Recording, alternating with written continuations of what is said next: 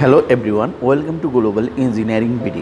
Electrical supervisor certificate বা electrical competition certificate করার পরে আমরা কি কি বেনিফিট পেতে পারি বা একজন ইঞ্জিনিয়ার এই সুপারভাইজার সার্টিফিকেট করলে সে কি কি বেনিফিট পাবে বা কোথায় কোথায় এই সার্টিফিকেট ব্যবহার করতে পারবে সেই বিষয়গুলো নিয়ে আজকে আমি আলোচনা করব। ভিডিওর শুরুতে ছোট্ট একটি রিকোয়েস্ট, আপনি যদি আমাদের চ্যানেলে নতুন দর্শক হয়ে থাকেন তাহলে নিচ থেকে চ্যানেলটি সাবস্ক্রাইব করে নোটিফিকেশন অন করে রাখবেন।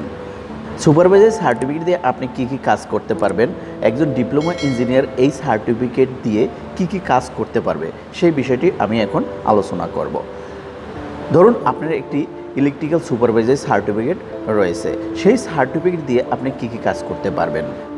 আপনার কাছে যদি এই সার্টিফিকেট থেকে থাকে তাহলে আপনি কোনো ঠিকাদারি প্রতিষ্ঠানের সাথে কাজ করতে পারবেন বা কোনো ঠিকাদারি প্রতিষ্ঠানকে আপনি তদারকি করতে পারবেন এই লাইসেন্স দেখিয়ে।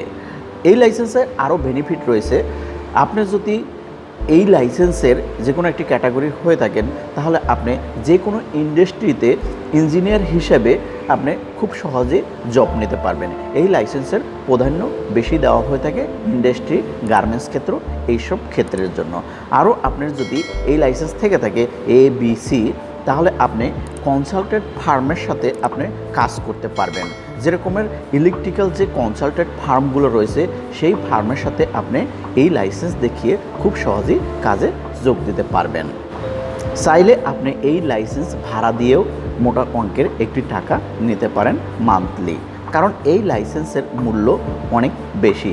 একজন ইঞ্জিনিয়ারের ক্ষেত্রে এই লাইসেন্সটি খুবই গুরুত্বপূর্ণ। এই লাইসেন্স দেখিয়ে আপনার বিভিন্ন জায়গায় কন্ট্রাক্ট নিয়ে থাকে কন্ট্রাক্টদাররা। চাইলে আপনি কন্ট্রাক্টদার হিসেবেও কাজ করতে পারেন যদি আপনি এই লাইসেন্সের পরে কন্ট্রাক্টদারি লাইসেন্স করে থাকেন তাহলে। এই লাইসেন্স দিয়ে আপনি পল্লী বিদ্যুতের যে হাউস ওয়ারিং এর যে একটি ক্লিয়ারেন্স দেওয়া হয়ে থাকে সেই ক্লিয়ারেন্সও আপনি দিতে পারবেন এই লাইসেন্স দেখিয়ে বা এই লাইসেন্সের আওতাভুক্ত ভিতরে।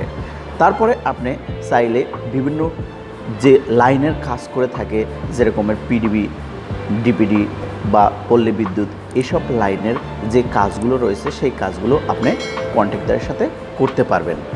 এছাড়া আপনার যে গার্মেন্টস ক্ষেত্রে এই লাইসেন্সের ভূমিকা বেশি, কারণ গার্মেন্টস ক্ষেত্রের ভায়ারের যে একটি রিকোয়ারমেন্ট রয়েছে সেখানে বলা রয়েছে যে ইলেকট্রিক্যাল লাইসেন্সধারী কোনো ইঞ্জিনিয়ারকে রাখতে হবে ফ্যাক্টরিতে বা ইন্ডাস্ট্রিতে।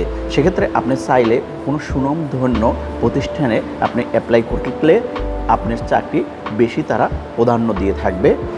একজন ইঞ্জিনিয়ারের এই লাইসেন্সটি করা অত্যন্ত জরুরি, কারণ একজন ইঞ্জিনিয়ারের কর্মদক্ষতার প্রমাণ হিসাবে আপনার এই লাইসেন্স দেওয়া হয়ে থাকে জ্বালানি ও খনিজ সম্পদ মন্ত্রণালয় থেকে। আপনি যদি একজন ডিপ্লোমা ইঞ্জিনিয়ার বা BSc ইঞ্জিনিয়ার হয়ে থাকেন তাহলে আপনিও এই লাইসেন্স নিতে পারেন বা এই লাইসেন্সের জন্য অ্যাপ্লাই করতে পারেন। কিভাবে আপনি এই লাইসেন্সের জন্য অ্যাপ্লিকেশন করবেন বা কিভাবে ব্যাংক ড্রাফট করবেন বা আপনার এই লাইসেন্সের জন্য এক্সপিরিয়েন্স হয়েছে কিনা, এই সমস্ত বিষয়গুলো নিয়ে আমাদের চ্যানেলে অসংখ্য ভিডিও রয়েছে, চাইলে সেই ভিডিওগুলো দেখে নিতে পারেন। আর আজকের ভিডিওটি যদি ভালো লাগে তাহলে অবশ্যই লাইক করবেন এবং শেয়ার করে বন্ধুদের মাঝে ছড়িয়ে দিতে একদমই ভুলবেন না। দেখা হবে নেক্সট ভিডিওতে। খোদা হাফেজ।